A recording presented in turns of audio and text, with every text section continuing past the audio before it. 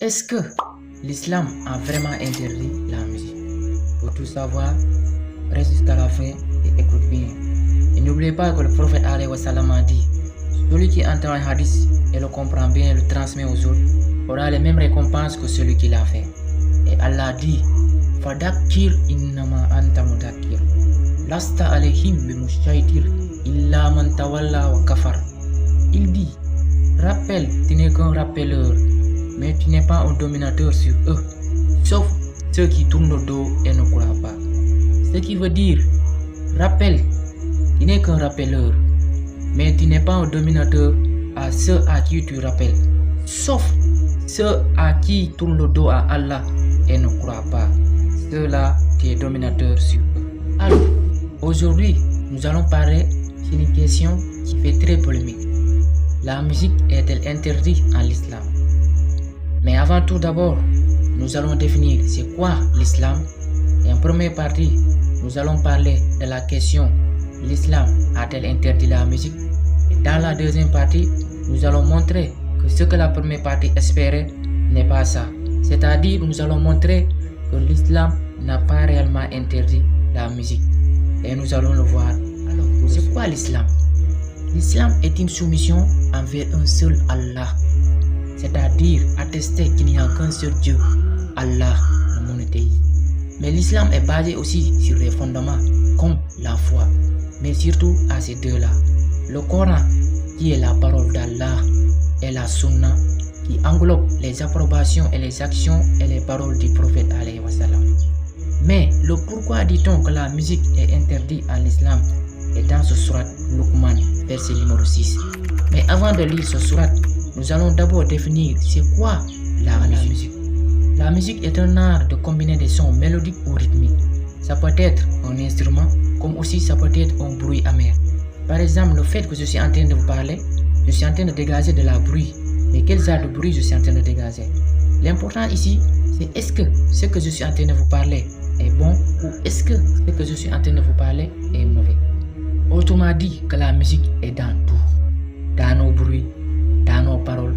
Par exemple, il y a des gens qui chantent le nom d'Allah et c'est de la musique, mais est-ce que c'est mauvais? Non.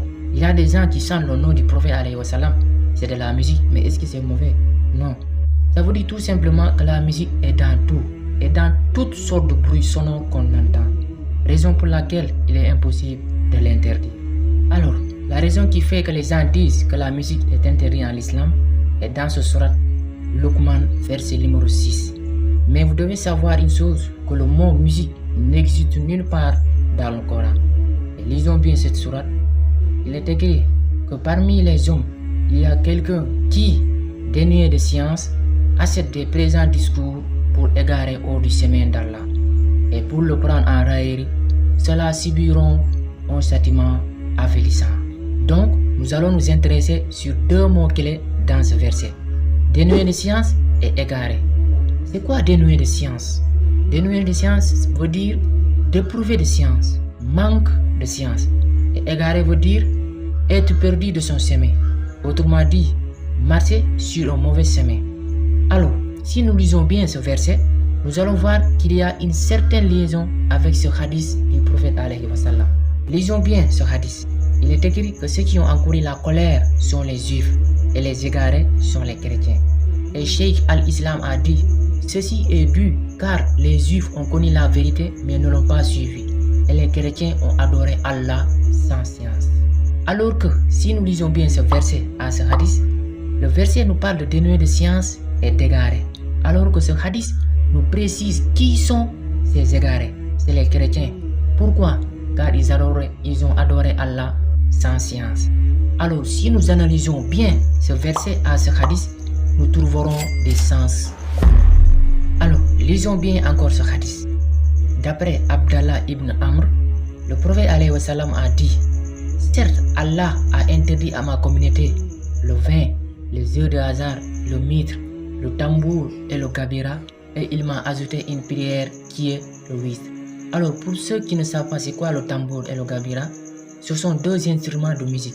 Quant au kabira, c'est un instrument de musique à 6 cordes. Alors ce verset nous précise qu'il y a des instruments de musique interdits. Donc, ce hadith nous est précisé qu'il y a des instruments de musique qui sont interdits. Mais il n'existe nulle part dans le Coran, sans aucune ambiguïté, que la musique est interdite à l'islam. Et l'islam se base sur ces deux-là.